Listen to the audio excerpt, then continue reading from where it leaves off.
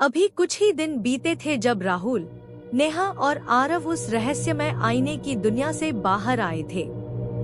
आईना टूट चुका था, लेकिन उसके टूटे कांच के टुकड़े में अब भी राहुल की एक परछाई कैद थी। रातों को राहुल सपनों में उसी धुंधली दुनिया को देखता, उल्टी दीवारें, उल्टा आसमान और वो सफेद आंखों वाली परछाइयाँ।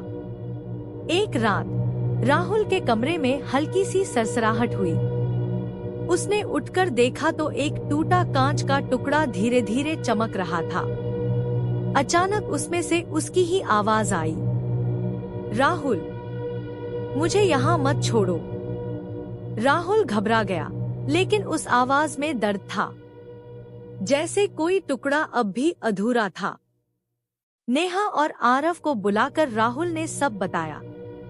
नेहा बोली, हम तो बाहर आ गए, पर क्या हम वाकई पूरे हैं? आरव की आंखें फिर से हल्की सफेद होने लगी, जैसे कोई ताकत उसे वापस खींच रही हो।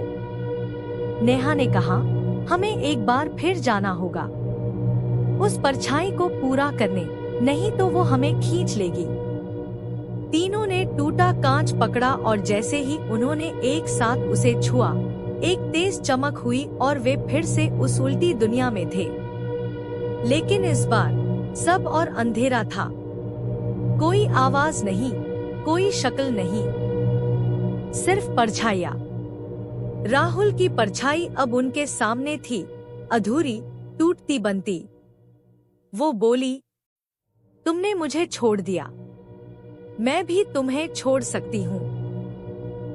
नेहा ने राहुल से कहा, अपनी परछाई को स्वीकार करो, तभी वह वापस तुम्हारा हिस्सा बनेगी।